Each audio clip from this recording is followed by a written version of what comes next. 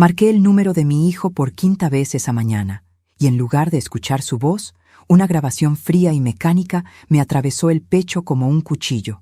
El número que usted marcó no existe o no se encuentra disponible en este momento.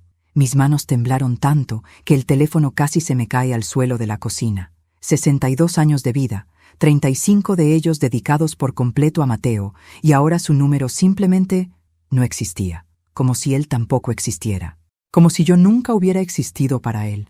Con el corazón latiendo desbocado, busqué el contacto de Patricia, mi nuera. Ella respondió al tercer tono, con esa voz dulce y calculada que siempre usaba conmigo, como si hablara con una niña pequeña o con alguien no muy inteligente. «¿Aló?», dijo, y pude escuchar música de fondo, risas, el tintineo de copas. «Patricia, soy yo, Elena. No puedo comunicarme con Mateo. Su teléfono dice que no existe. ¿Está todo bien? ¿Le pasó algo?». Hubo una pausa demasiado larga. Luego, ese suspiro que conocía tan bien, ese suspiro de fastidio apenas disimulado. «Ah, suegra», comenzó, y mi estómago se contrajo. «Sí, es que nos mudamos de ciudad hace como 2 meses. Se nos olvidó decirte. Ya sabes, con tanto ajetreo de la mudanza, el trabajo nuevo de Mateo, los niños con el colegio nuevo, se nos pasó por completo avisarte. 2 meses, 60 días. 1440 horas en las que mi hijo había comenzado una vida completamente nueva, en otra ciudad, y yo no había merecido ni siquiera una llamada de 5 minutos, ni un mensaje de texto, nada. «¿Y podrías darme el nuevo número?», pregunté, odiando el temblor en mi voz, odiando sonar tan vulnerable, tan necesitada. «Ay, suegra, ahora mismo estamos súper ocupados. Te llamamos nosotros cuando tengamos un tiempito, ¿sí? Un besito, cuídate mucho». Y colgó. Respiré profundo. 1 vez, 2 veces, 3. Dejé el teléfono sobre la mesa de la cocina, junto a la taza de café que ya se había enfriado completamente, y miré por la ventana hacia el jardín donde Mateo había aprendido a andar en bicicleta, donde habíamos plantado juntos aquel rosal que ahora florecía sin él cada primavera. No lloré. Algo dentro de mí se había roto, pero de una forma extraña, silenciosa. No había lágrimas para esto, solo un vacío inmenso que se expandía en mi pecho. Pero antes de continuar, quiero hacerte una invitación muy especial. Suscríbete al canal y deja tu me gusta. Esto me ayuda a ver que me apoyas y disfrutas de mis historias. Y comenta aquí abajo desde qué ciudad nos estás viendo. Ahora, continuemos. Los siguientes días fueron un borrón de silencio. Cada mañana me despertaba con la esperanza de que hubiera sido una pesadilla, de que mi teléfono tendría un mensaje de Mateo explicándolo todo, pidiendo disculpas por el malentendido. Pero solo había silencio. Las paredes de esta casa, donde lo crié sola después de que su padre muriera cuando él tenía apenas 8 años, parecían cerrarse sobre mí. Intenté mantenerme ocupada. Limpié armarios que ya estaban limpios. Cociné comidas que apenas probé. Llamé a algunas amigas del grupo de tejido, pero ¿cómo explicarles que tu único hijo, la persona por la que sacrificaste todo, simplemente te había borrado de su vida como quien borra un contacto viejo del teléfono? Una tarde, mientras revisaba álbumes de fotos, buscando tal vez una respuesta en esos rostros sonrientes del pasado, me detuve en una imagen de la graduación de Mateo. Allí estaba él, con su toga y birrete, abrazándome, sonriendo con esa sonrisa que iluminaba mi mundo entero. Yo había vendido mi casa, esa casa más grande donde vivíamos, para pagar su universidad privada. Me había mudado a este departamento pequeño. Había renunciado a mis sueños de viajar, de volver a estudiar, de tener algo para mí, todo por verlo triunfar. Y había triunfado. Tenía un buen trabajo, una familia hermosa, una casa en un barrio exclusivo. Solo que ahora, al parecer, yo no cabía en ese cuadro perfecto. Pasó 1 mes desde aquella llamada, 30 días de silencio absoluto. Y entonces, un martes por la tarde, mi teléfono sonó. Un número desconocido. «¿Señora Elena Morales?», preguntó una voz masculina, formal, seria. «Sí, soy yo. La llamamos del Banco Central. Tenemos un asunto urgente que discutir con usted. Se trata de un préstamo con atraso considerable donde usted figura como aval solidario». Capítulo 2. Los años de sacrificio. El hombre del banco seguía hablando, pero sus palabras se habían convertido en un zumbido distante. «¿Aval solidario?», Préstamo. Yo nunca había pedido ningún préstamo. Nunca había avalado nada. Mi mente se aceleró tratando de encontrar sentido a lo que escuchaba, mientras mis dedos apretaban el teléfono hasta que los nudillos se me pusieron blancos. Debe haber un error, logré decir finalmente. Yo no he firmado ningún aval. Señora Morales, tenemos su firma en los documentos. El préstamo fue otorgado hace 8 meses a nombre del señor Mateo Morales Vega y la señora Patricia Ruiz de Morales. Usted figura como garante. El monto adeudado, incluyendo intereses moratorios, asciende a $235,000. El mundo se detuvo. $235,000. Una suma que jamás podría pagar ni en 3 vidas. Una suma que significaba perderlo todo. Este pequeño departamento que era lo único que me quedaba, mis ahorros mínimos, mi pensión, todo. Tiene que ser un error, repetí, pero mi voz sonaba hueca incluso para mí misma. Voy a revisar esto y los llamo. Colgué antes de que pudiera responder. Mis piernas apenas me sostenían mientras caminaba hacia el sofá y me dejaba caer. Las imágenes comenzaron a llegar, nítidas y dolorosas como fragmentos de vidrio clavándose en mi memoria. Recordé la primera vez que cargué a Mateo en el hospital. Era tan pequeño, tan perfecto.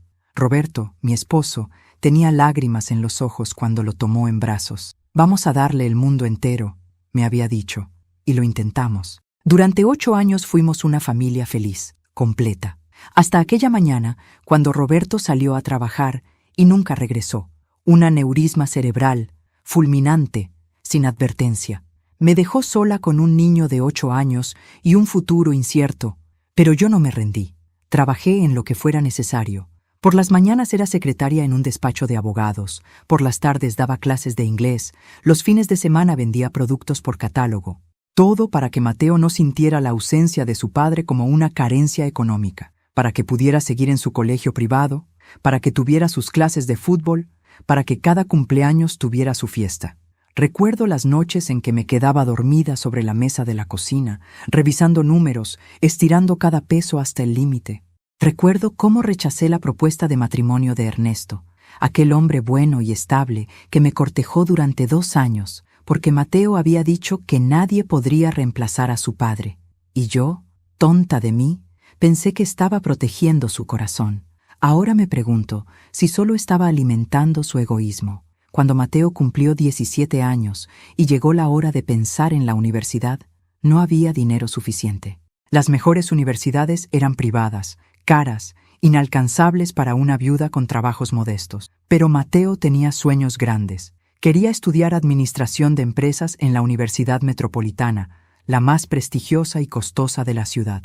«Mamá, es mi futuro», me había dicho una noche, con esos ojos que eran idénticos a los de Roberto. «Si no estudio allí, nunca voy a conseguir un buen trabajo. No quiero terminar luchando como tú toda la vida». Esas palabras me dolieron, pero las entendí como la desesperación de un adolescente que quería más de lo que la vida nos había dado. Así que tomé la decisión. Vendí nuestra casa, esa casa de 3 habitaciones con jardín donde habíamos sido felices, donde cada pared guardaba recuerdos de Roberto. La vendí y con ese dinero pagué los 4 años de universidad de Mateo. Nos mudamos a este departamento de 2 habitaciones en un barrio más modesto. Mateo se quejó al principio.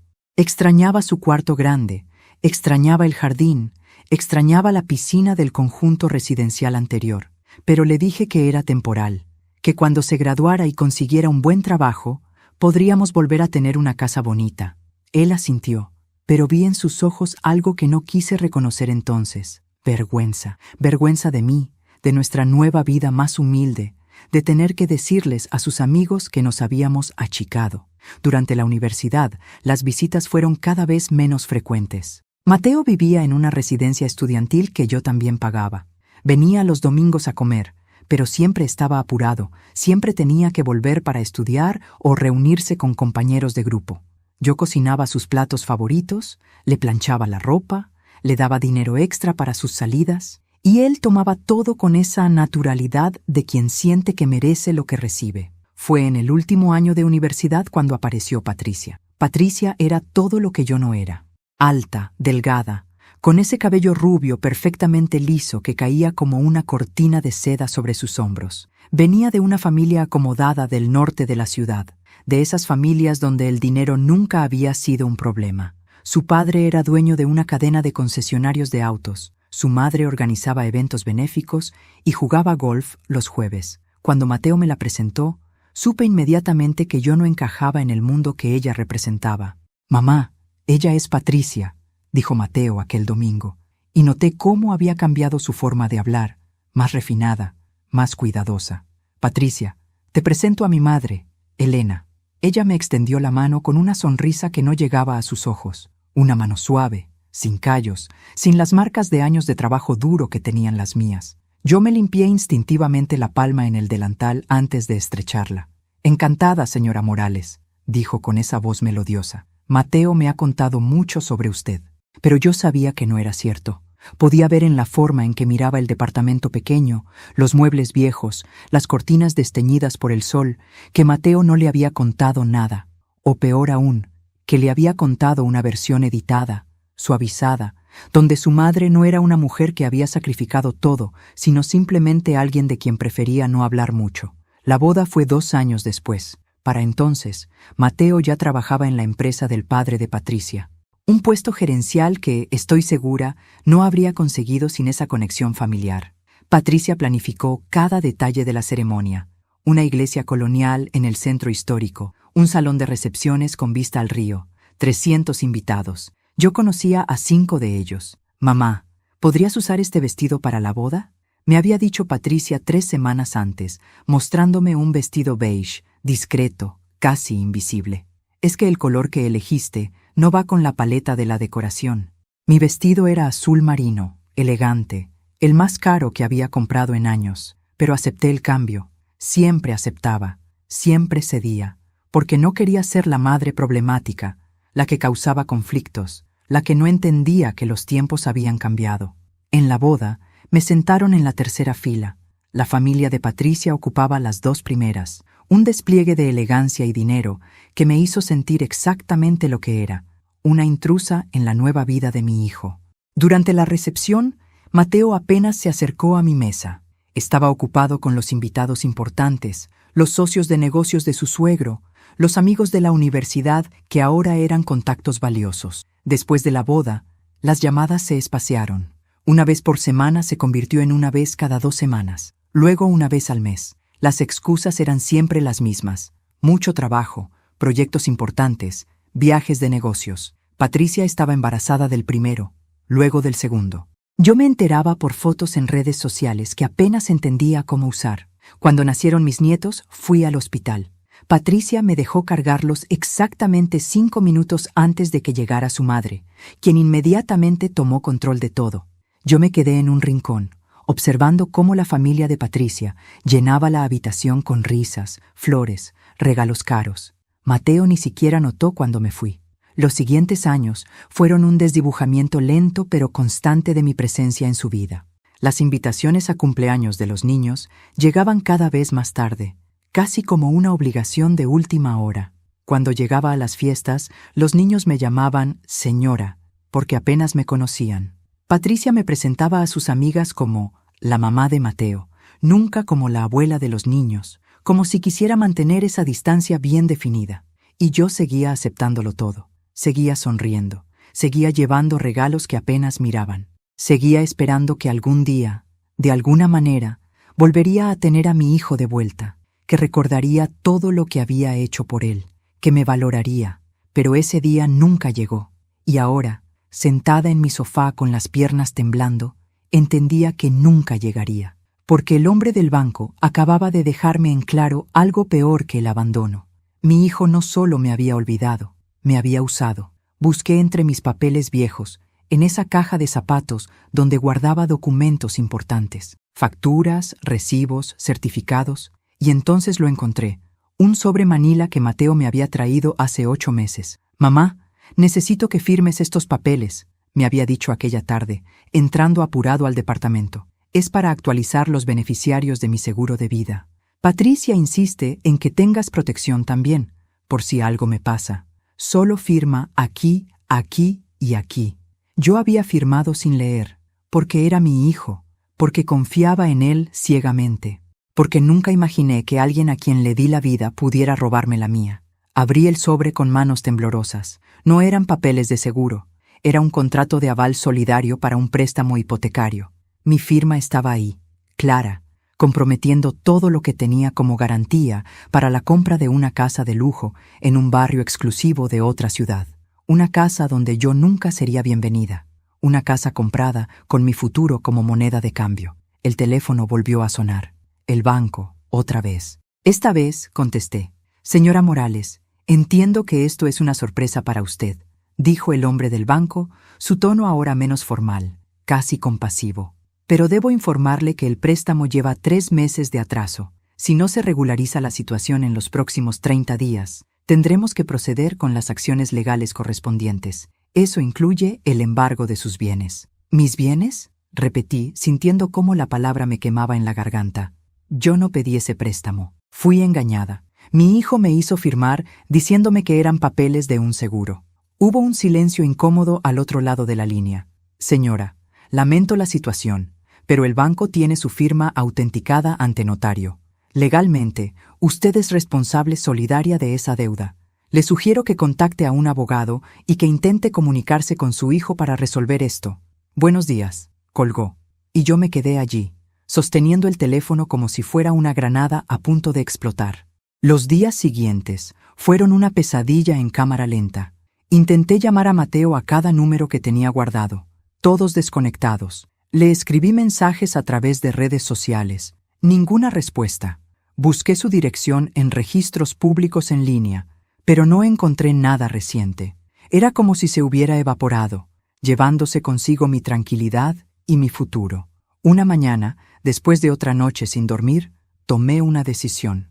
No podía quedarme de brazos cruzados mientras mi vida se desmoronaba. Busqué en las páginas amarillas, sí, todavía las usaba, y encontré un despacho de abogados que ofrecía consultas gratuitas. El letrero decía, Defensores del Pueblo, justicia para todos. La oficina estaba en un segundo piso de un edificio viejo en el centro. Las escaleras crujían bajo mis pies mientras subía, aferrándome al pasamanos. Una recepcionista joven me recibió con una sonrisa amable y me hizo pasar a una salita de espera con sillas de plástico y revistas atrasadas. El licenciado Ramírez la atenderá en un momento, dijo. Esperé 30 minutos que se sintieron como 3 horas. Finalmente, un hombre de unos 50 años, con lentes gruesos y aspecto cansado pero amable, me hizo pasar a su oficina. Señora Morales, cuénteme qué la trae por aquí. Y entonces, por primera vez desde que había comenzado esta pesadilla, lo solté todo. Le conté sobre la llamada, sobre el abandono, sobre los papeles que firmé sin leer. Las palabras salían atropelladas, mezcladas con lágrimas que ya no podía contener. El licenciado Ramírez escuchó en silencio, tomando notas en un cuaderno viejo. Cuando terminé, él se recostó en su silla y suspiró. Señora Morales, legalmente su situación es complicada. Usted firmó como aval solidario, lo que significa que es tan responsable de esa deuda como su hijo. El hecho de que la engañaran es moralmente reprobable, pero probar el engaño en una corte es difícil. Necesitaríamos evidencia de que su hijo actuó con dolo, con intención de defraudarla. ¿Y qué puedo hacer?, pregunté, sintiendo cómo las últimas gotas de esperanza se escurrían entre mis dedos. Primero, necesitamos conseguir una copia del contrato completo del banco. Segundo, debemos intentar localizarlos. ¿Tiene alguna idea de dónde podrían estar? Negué con la cabeza. Déjeme investigar, dijo el licenciado, escribiendo algo en una hoja. Tengo algunos contactos que pueden ayudarnos. Mientras tanto, no firme nada más. No hable con el banco sin asesoría legal y documente todo. Cada llamada, cada mensaje, todo. Salí de esa oficina sintiendo un extraño alivio. No era una solución, pero al menos era un plan. Alguien estaba de mi lado, aunque fuera un abogado de oficio en una oficina destartalada. Durante la siguiente semana, me convertí en mi propia detective.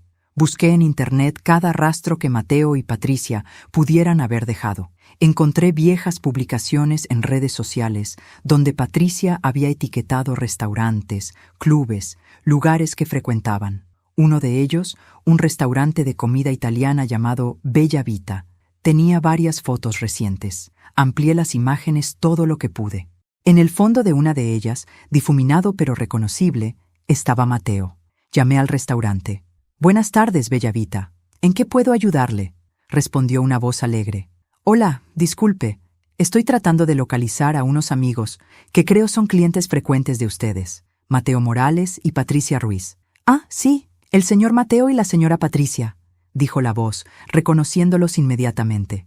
«Son de nuestros clientes VIP. ¿Desea hacer una reservación?» «No, solo quería saber si... ¿Ellos viven cerca del restaurante?». Hubo una pausa. Había sido demasiado obvia. «Lo siento, señora, no puedo dar información personal de nuestros clientes. ¿Algo más en qué pueda ayudarle?». Colgué, pero ya tenía algo. Sabía que estaban en esa zona de la ciudad. El licenciado Ramírez, con sus contactos, pudo confirmar lo que yo sospechaba. Mateo y Patricia se habían mudado a Las Colinas, un desarrollo residencial exclusivo a 2 horas de aquí, donde las casas empezaban en $500,000. $500,000 comprados con mi firma, con mi confianza, con los pedazos rotos de mi corazón de madre. «Tengo la dirección», me llamó el licenciado una tarde. «Calle Los Robles, número 847, Las Colinas.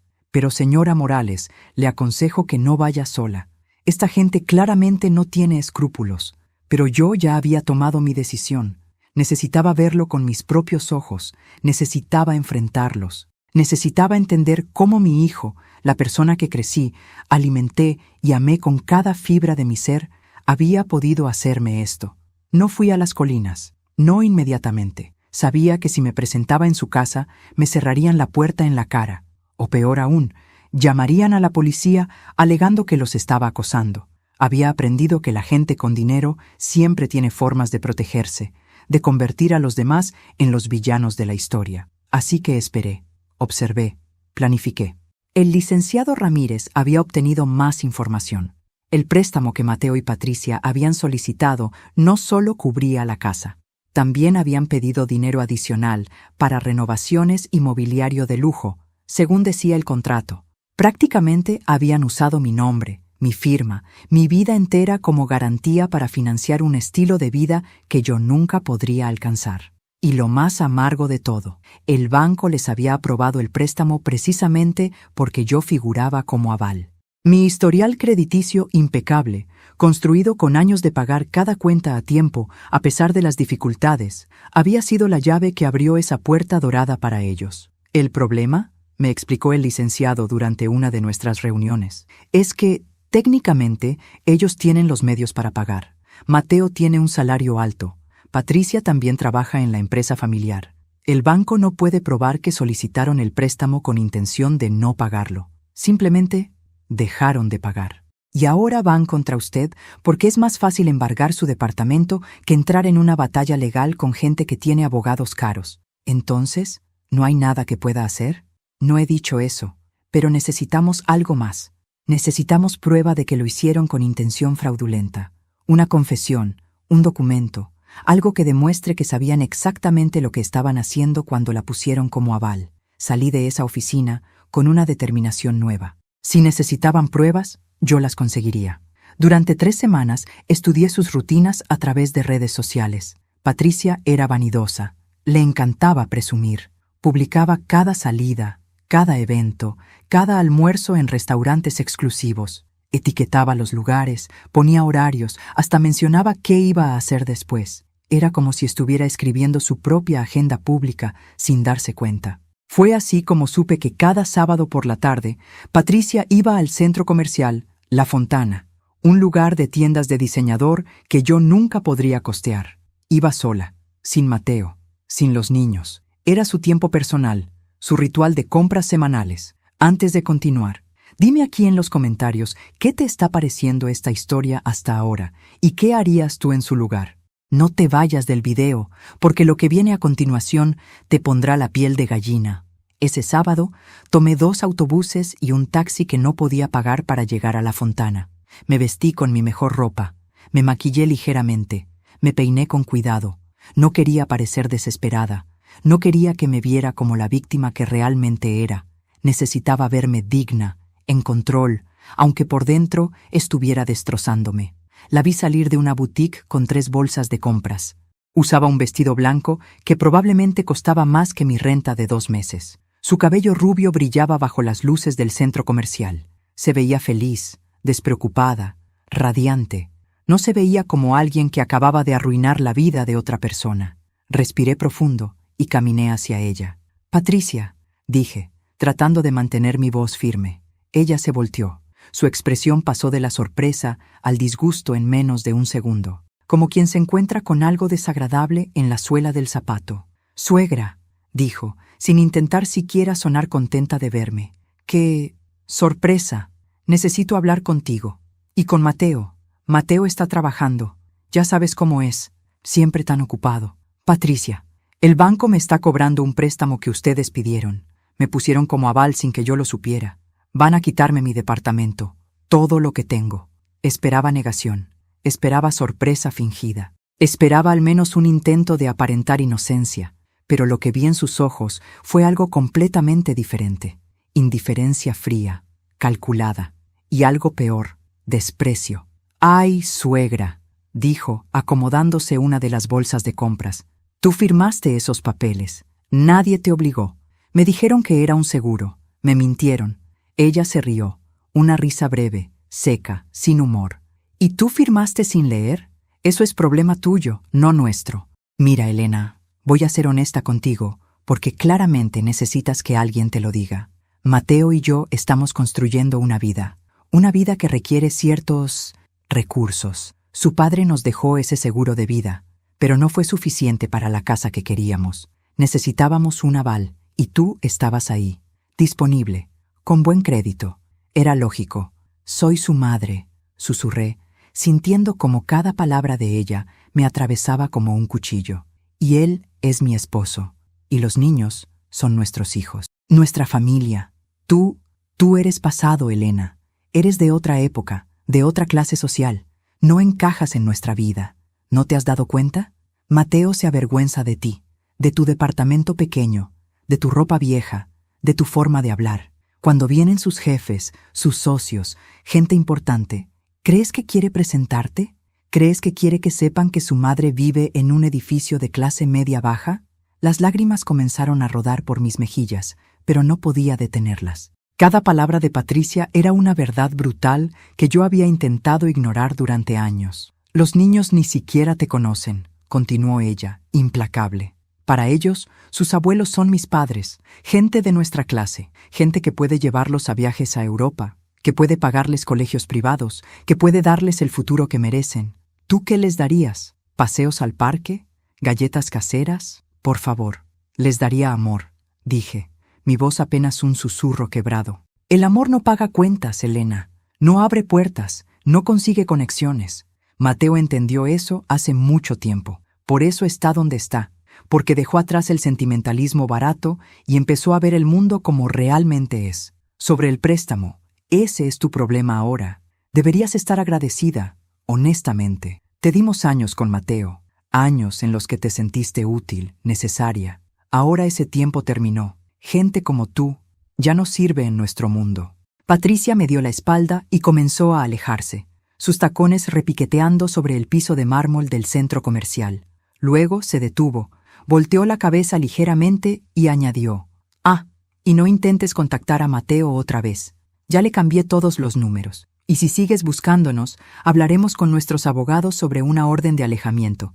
Adiós, Elena». Fue bueno mientras duró, y se fue. Simplemente se fue, dejándome parada en medio del centro comercial con el corazón hecho pedazos y la certeza terrible de que mi hijo, mi único hijo, había estado de acuerdo con todo esto, que quizás había sido su idea desde el principio. La gente pasaba a mi alrededor, mirándome de reojo, esta mujer mayor llorando sola. Pero yo ya no sentía vergüenza, solo sentía un vacío inmenso, y algo más, algo que comenzaba a crecer en el fondo de ese vacío, algo oscuro y ardiente que no había sentido nunca antes en mi vida. Rabia. Esa noche no dormí, no por ansiedad ni por tristeza, sino porque mi mente trabajaba de una forma que no había experimentado en décadas. Era como si un interruptor se hubiera activado dentro de mí, despertando a una persona que había quedado enterrada bajo años de sacrificio maternal y abnegación silenciosa. Las palabras de Patricia resonaban en mi cabeza una y otra vez. Gente como tú ya no sirve en nuestro mundo. Me levanté de la cama a las 3 de la mañana y caminé hasta el pequeño armario donde guardaba cajas viejas con documentos y recuerdos. Busqué hasta encontrar lo que necesitaba. Una caja de cartón polvoriento con la etiqueta Trabajo 1985-2000, escrita con mi propia letra, más joven, más segura. Abrí la caja y saqué carpetas llenas de documentos que no había revisado en más de 20 años. Certificados de capacitación en administración de empresas, diplomas de cursos de contabilidad avanzada, cartas de reconocimiento de la compañía importadora donde trabajé durante 15 años como jefa de operaciones, una fotografía borrosa de una conferencia donde yo, una mujer de 40 años vestida con traje sastre, recibía un premio por Mejor Desempeño Gerencial del Año.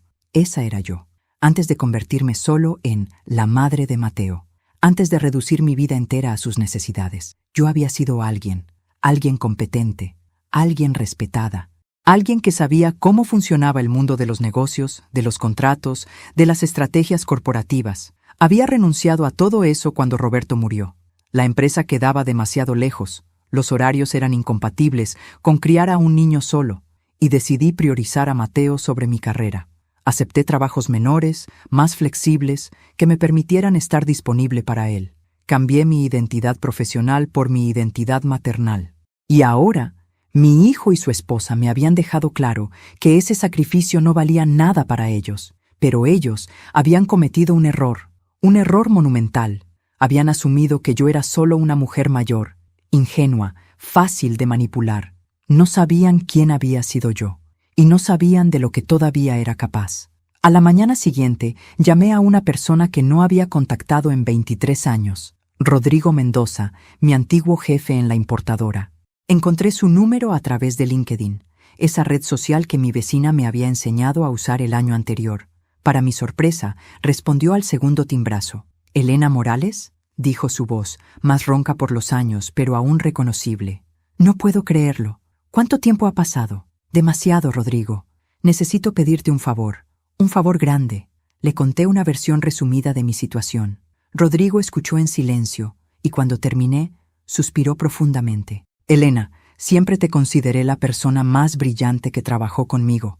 Cuando renunciaste, perdí no solo a mi mejor gerente, sino a alguien que entendía cómo funcionaban realmente los negocios. Si necesitas ayuda, la tienes. ¿Qué necesitas? Información, acceso y tal vez algunos contactos que puedan investigar cosas que yo no puedo». Rodrigo no hizo más preguntas. Me dio el número de su hija, Daniela, quien ahora era abogada corporativa especializada en fraudes financieros. También me dio el contacto de un investigador privado que trabajaba con su empresa. Durante los siguientes días, mi pequeño departamento se convirtió en un centro de operaciones. Daniela Mendoza vino a visitarme personalmente. Era una mujer de unos 35 años, con ojos inteligentes y modales directos que me recordaron a mí misma cuando tenía su edad. «Señora Morales, mi padre me contó su situación. He revisado el contrato preliminar que me envió. Hay algunas irregularidades que podríamos explotar», dijo extendiendo documentos sobre mi mesa de comedor. «Primero, el notario que autenticó su firma tiene un historial cuestionable. Ha sido investigado 2 veces por autenticar documentos sin presencia física de los firmantes. Segundo, el préstamo fue aprobado con una rapidez sospechosa. Normalmente, un préstamo de este tamaño requiere al menos 3 meses de evaluación. Este fue aprobado en 2 semanas. ¿Qué significa eso? Significa que posiblemente hubo influencias, favores, quizás hasta sobornos. La empresa del suegro de su hijo tiene conexiones con varios bancos. No sería la primera vez que facilitan préstamos para familiares, pero si podemos probar irregularidades en el proceso, podríamos invalidar su responsabilidad como aval». «¿Y cómo probamos eso?». «Ahí es donde entra Carlos», dijo Daniela, señalando a un hombre de mediana edad que había llegado con ella. «Carlos Fuentes, investigador privado. Él puede obtener información que nosotros no podemos conseguir legalmente». Carlos era delgado, de aspecto ordinario, el tipo de persona que pasa desapercibida, exactamente el tipo de persona perfecta para su trabajo. «Señora Morales, necesito que me dé toda la información que tenga sobre su hijo y su nuera. Direcciones, lugares que frecuentan, nombres de amigos, colegas, cualquier cosa. Voy a reconstruir sus vidas financieras. Si hay algo sucio, lo encontraré. Durante una semana, trabajamos como un equipo. Yo proporcionaba información. Carlos investigaba. Daniela construía el caso legal. Y lentamente, pieza por pieza, comenzó a emerger un patrón. Mateo y Patricia no eran simplemente un matrimonio ambicioso. Eran estafadores sistemáticos. Carlos descubrió que esta no era la primera vez que usaban avales para obtener préstamos que no tenían intención de pagar completamente. 3 años antes, habían convencido a un tío de Patricia de avalar un préstamo para un negocio familiar que nunca existió. El pobre hombre había perdido su casa, pero la familia de Patricia tenía suficiente dinero y poder para arreglarlo silenciosamente, pagando una fracción de lo debido y asegurándose de que el tío firmara un acuerdo de confidencialidad. «Son predadores», dijo Daniela una tarde, revisando los documentos que Carlos había conseguido. «Usan la confianza familiar como arma. Y lo hacen con gente mayor, gente que no va a hacer escándalo, que no tiene recursos para defenderse. Pero yo sí voy a defenderme», dije, sintiendo cómo la rabia se transformaba en determinación fría y calculada. Carlos también descubrió algo más. En su solicitud de préstamo, Mateo y Patricia habían declarado ingresos falsos, habían inflado sus salarios, inventado bonificaciones que no existían, incluso falsificado documentos de la empresa. El banco no había verificado adecuadamente porque el padre de Patricia tenía influencia en la junta directiva. «Esto es fraude bancario», dijo Daniela, sus ojos brillando con la emoción de un cazador que ha encontrado su presa. «Fraude documentado, comprobable. Si presentamos esto correctamente, no solo la liberan de la deuda, sino que ellos enfrentarían cargos criminales». «¿Cuánto tiempo tenemos?», pregunté. El banco le dio 30 días. Han pasado 19. Tenemos 11 días para construir un caso hermético y presentarlo ante las autoridades correctas. Trabajamos día y noche. Yo, que durante años había sido solo una madre olvidada en un departamento pequeño, me convertí nuevamente en la estratega que había sido. Coordinaba reuniones, revisaba documentos, sugería líneas de investigación. Era como si los 20 años de letargo profesional nunca hubieran existido. Pero yo no quería solo defenderme. Quería más. Quería que entendieran que habían cometido un error, que no se juzga un libro por su portada, que la mujer mayor a la que habían descartado como inútil era mucho más peligrosa de lo que jamás imaginaron. El 10º día, Carlos llegó con una grabadora digital. «Conseguí esto de un empleado descontento de la empresa del suegro», dijo, presionando play. Era la voz de Mateo, clara, inconfundible. «El plan con mi madre fue perfecto. Firma todo lo que le pones enfrente. Es tan sentimental y confiada que nunca sospecha nada». El banco estaba dudando del préstamo, pero con su historial crediticio como aval, lo aprobaron inmediatamente. Y si todo sale mal, que pierda ella su departamento. Total, ya está vieja. ¿Qué más necesita? La grabación continuaba, con risas, con Patricia añadiendo comentarios crueles sobre gente de su generación que no entiende cómo funciona el mundo moderno. Cerré los ojos, no de dolor, sino de satisfacción. Los había subestimado completamente, y ahora yo tenía todo lo que necesitaba para destruirlos. «Es hora», le dije a Daniela. «Vamos a devolver el golpe».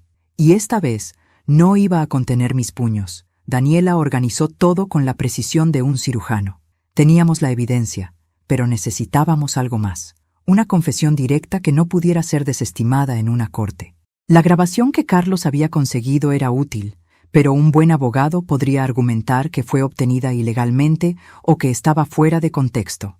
Necesitábamos que Mateo se incriminara a sí mismo, voluntariamente, en una conversación conmigo. «Es arriesgado», advirtió Daniela. «Si sospecha algo, si se cierra, perdemos la oportunidad. Tiene que ser natural. Tiene que creer que usted está derrotada». «Lo estará creyendo», dije con una calma que me sorprendió a mí misma. «Porque eso es lo que él quiere ver. A su madre destrozada, suplicando, desesperada. Le daré exactamente eso». Pasamos 2 días preparando el encuentro. Yo practicaba mis líneas como una actriz ensayando para el papel de su vida. Tenía que parecer quebrada pero no histérica, desesperada pero no amenazante. Tenía que activar cualquier resto de culpa o humanidad que pudiera quedar en mi hijo, aunque en el fondo ya sabía que probablemente no encontraría ninguna. Carlos consiguió el número de teléfono actual de Mateo a través de sus contactos. El investigador tenía métodos que yo prefería no conocer en detalle. El viernes por la tarde, con Daniela y Carlos presentes en mi departamento, con grabadoras profesionales estratégicamente colocadas y mi propio teléfono preparado para documentar todo, marqué el número. Sonó 4 veces. Pensé que no contestaría. Entonces, su voz, «¿Hola?», era la voz de mi hijo. La misma voz que había dicho «mamá» por primera vez cuando tenía 1 año. La misma voz que me había pedido ayuda con las tareas, que me había contado sus sueños, que me había dicho «te amo» miles de veces durante su infancia. Ahora sonaba cautelosa, molesta por la interrupción. «Mateo», dije, y no tuve que fingir el temblor en mi voz. «Soy yo, tu madre». Silencio. Un silencio tan largo que pensé que había colgado. «¿Cómo conseguiste este número?», preguntó finalmente, su tono frío como el hielo. «No importa.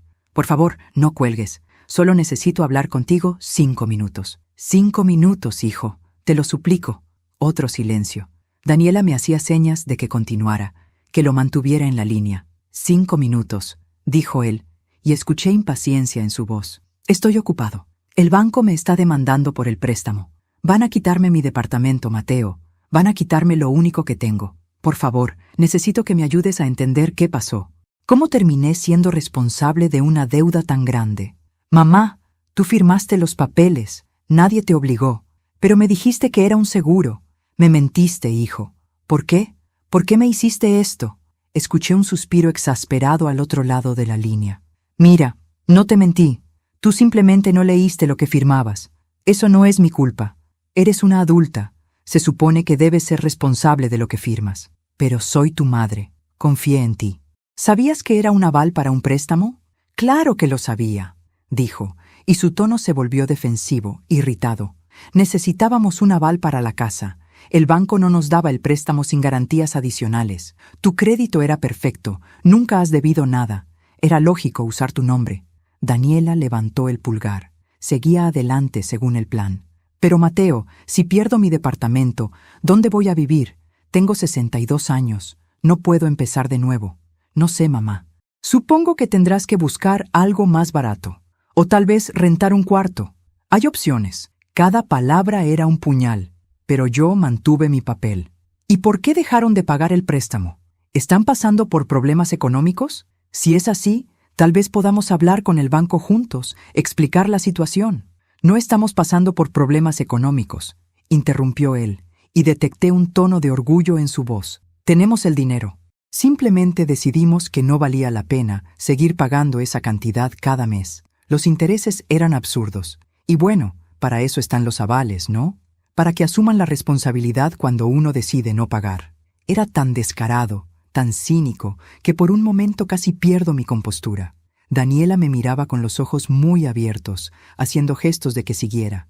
Entonces, ¿dejaron de pagar a propósito, sabiendo que yo tendría que responder por la deuda?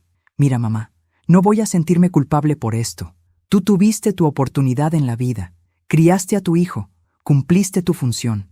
Ahora es mi turno de vivir mi vida, de construir algo para mi familia. Patricia y yo necesitamos ese dinero para otras inversiones, para el futuro de nuestros hijos. No podemos estar desperdiciándolo en una hipoteca que podemos simplemente transferir a alguien más. A mí, tu madre, sí, a ti. Y honestamente, ¿qué más necesitas a tu edad? Un cuarto pequeño, comida básica, tus medicinas. No necesitas un departamento entero. Nosotros sí necesitamos capital para crecer, para expandirnos. Es simple economía familiar.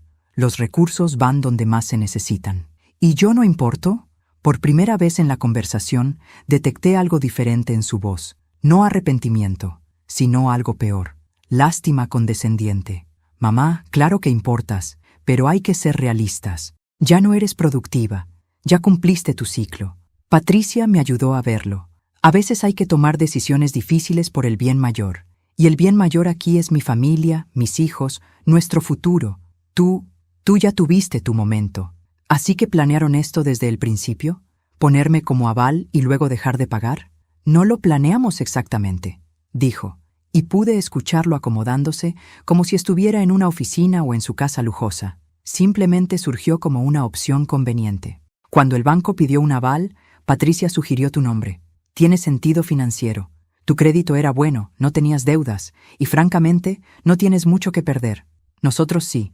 Así que sí, cuando evaluamos la situación, decidimos que era más inteligente redirigir ese dinero a otras inversiones y dejar que el banco fuera contra ti.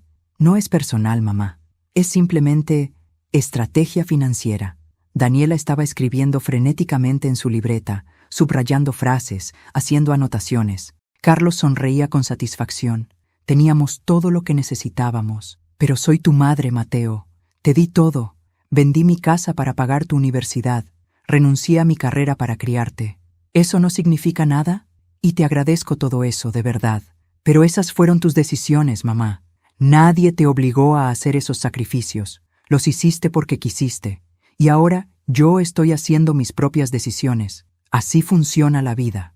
Una generación da paso a la siguiente. Tú hiciste lo tuyo, ahora yo estoy haciendo lo mío. ¿Y si pierdo todo? Entonces aprenderás a vivir con menos. Honestamente, puede que hasta te haga bien. Has vivido aferrada al pasado, a mí, a esta idea de que somos una familia cercana. Pero ya crecí, mamá. Tengo mi propia familia ahora. Patricia, los niños, ellos son mi prioridad. Tú eres historia, y hay que saber cuándo soltar el pasado. Así que no vas a ayudarme. Vas a dejar que me quiten mi hogar. No voy a dejar que pase nada. Ya pasó. Ya tomamos las decisiones. Tú firmaste el aval, nosotros usamos ese aval, y ahora las consecuencias son tuyas. Así de simple. Mira, tengo que colgar. Tenemos una cena con inversionistas esta noche y necesito prepararme. Fue bueno hablar contigo, supongo. Suerte con todo, mamá. Mateo, espera. Adiós, mamá. Y por favor, no vuelvas a llamar a este número. Voy a bloquearte otra vez. La línea se cortó. Me quedé sentada en silencio, sosteniendo el teléfono. Carlos detuvo las grabadoras. Daniela cerró su libreta con una expresión de incredulidad y rabia. Señora Morales, dijo finalmente, en 20 años de carrera legal, nunca había escuchado una confesión tan completa y tan desalmada. Con esto, los destruimos. Yo asentí lentamente, sintiendo cómo algo dentro de mí se solidificaba, se endurecía como acero templado en fuego. Entonces hagámoslo, dije. Démosle a mi hijo exactamente lo que merece.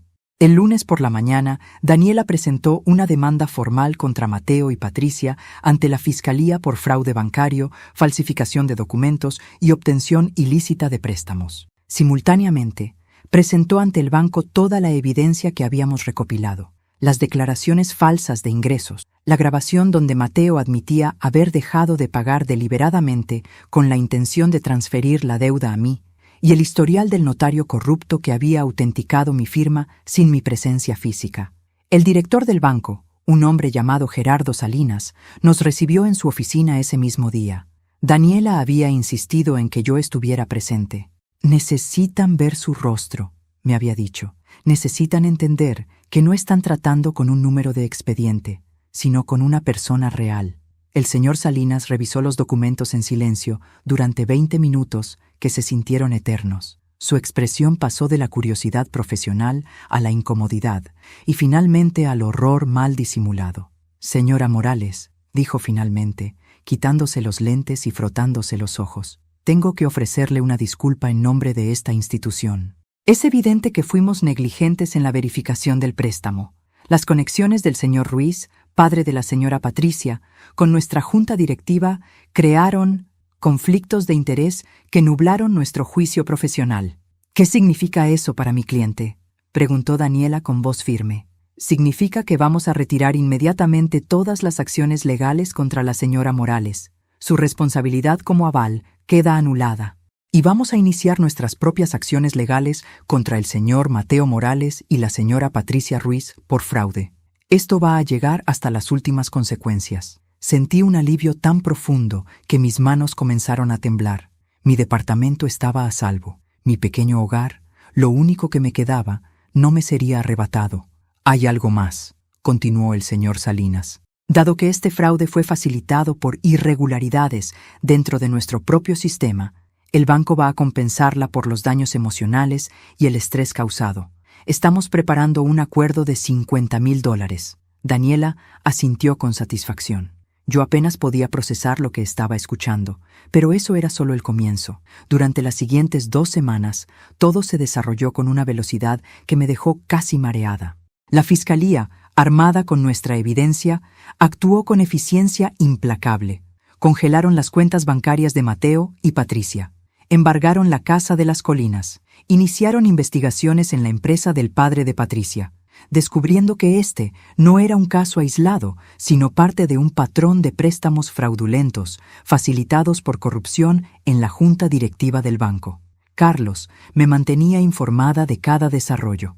Me contó cómo la policía llegó a la Casa de las Colinas una mañana temprano, cómo Patricia había gritado que esto era un error, que ellos eran gente respetable, que conocían gente importante. Cómo Mateo había intentado llamar a los abogados de su suegro, solo para descubrir que esos mismos abogados ahora estaban bajo investigación y no podían representarlo sin conflicto de intereses. Se están desmoronando, me dijo Carlos una tarde. Patricia está culpando a Mateo. Mateo está culpando a Patricia. Los padres de ella han contratado sus propios abogados y están tratando de distanciarse del escándalo. Es un espectáculo digno de ver, pero yo no sentía satisfacción. Solo un vacío extraño, como si hubiera ganado una batalla pero perdido algo mucho más grande en el proceso. 3 semanas después del día en que llamé a Mateo para aquella conversación grabada, recibí una citación para declarar ante el juez. Daniela me acompañó a la audiencia preliminar. Era la primera vez que vería a mi hijo desde todo esto comenzó. Lo vi sentado en la mesa de los acusados junto a Patricia. Había perdido peso. Tenía ojeras profundas. Su traje, aunque caro, se veía arrugado. Cuando entré a la sala, nuestros ojos se encontraron por un segundo. Vi algo en su mirada que no pude descifrar. ¿Rabia? ¿Miedo? ¿Arrepentimiento? Tal vez una mezcla de todo. Patricia me miró con odio puro. Su cabello perfecto ahora estaba recogido de manera descuidada. Su rostro sin maquillaje mostraba líneas de estrés que no había visto antes. Ya no era la mujer radiante y segura del centro comercial. Era alguien asustado, acorralado. El juez revisó el caso, escuchó los argumentos de la fiscalía, revisó la evidencia.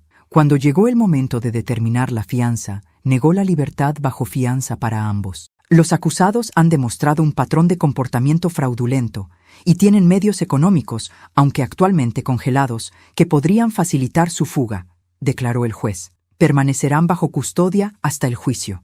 Vi cómo 2 oficiales se acercaban a Mateo y Patricia, cómo les ponían las esposas, cómo mi hijo, mi único hijo, era llevado hacia la puerta que conducía a las celdas. En el último momento, antes de desaparecer, volteó hacia mí, y entonces lo vi claramente en su rostro. Pánico. Salí de la corte sintiéndome extrañamente hueca. Daniela me invitó a tomar un café. Lo hicimos, señora Morales, dijo con una sonrisa. Justicia servida. ¿Justicia? Repetí, removiendo mi café sin beberlo. Mi hijo va a ir a prisión. Su hijo cometió un crimen. Múltiples crímenes. No solo contra usted, sino contra el sistema financiero, contra la sociedad. Las consecuencias son apropiadas. Tenía razón, por supuesto, pero el corazón de una madre no entiende de lógica ni de justicia. Solo entiende de amor, incluso cuando ese amor no es correspondido. Pasaron 2 meses. El juicio fue rápido. La evidencia era abrumadora.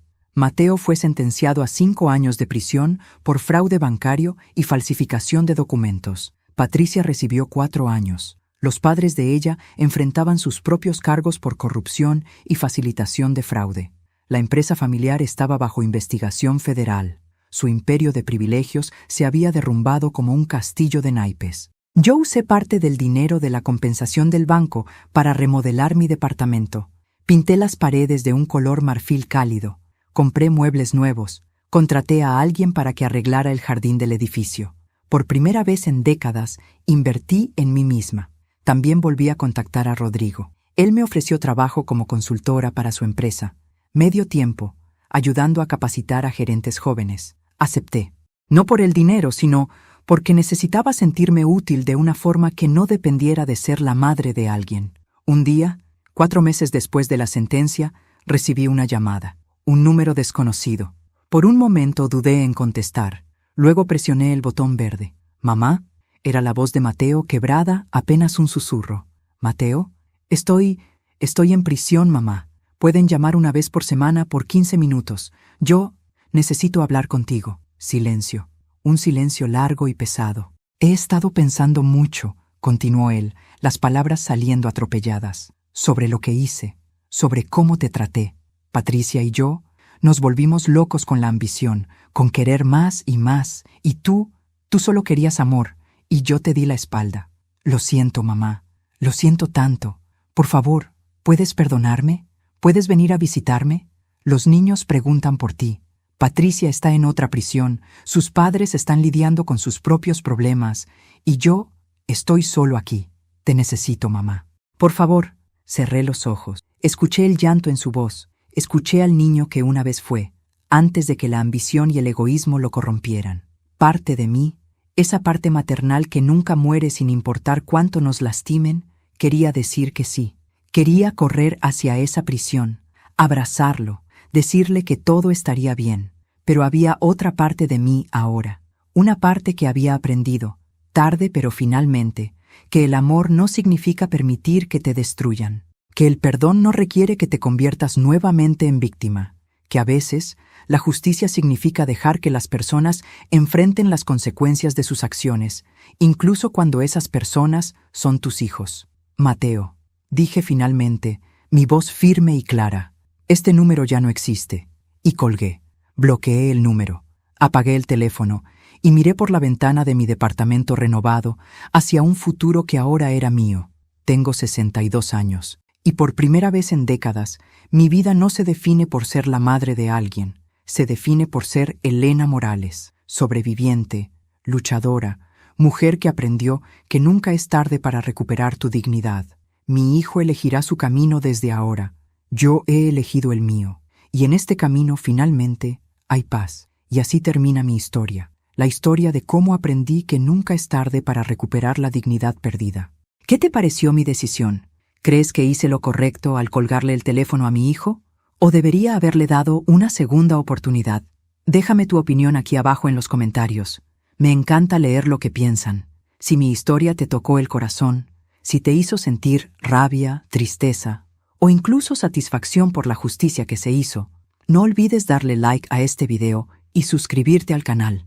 Activa la campanita para que no te pierdas las próximas historias que compartiré contigo.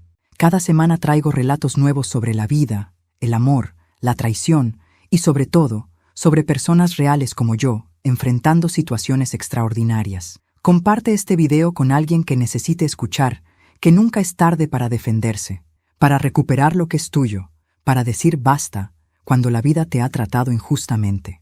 Y si tienes alguna historia similar que quieras compartir conmigo, si alguna vez te has sentido traicionado por alguien en quien confiabas, cuéntamelo en los comentarios. Tu historia podría inspirar a alguien más, así como espero que la mía te haya inspirado a ti. Recuerda lo que aprendí con tanto dolor. El amor propio no es egoísmo, es supervivencia. Nos vemos en mi próxima historia. Cuídate mucho y nunca, nunca permitas que nadie te haga sentir que ya no sirves, porque siempre, siempre mereces dignidad y respeto. Yo lo aprendí a los 62 años. Tú puedes aprenderlo hoy.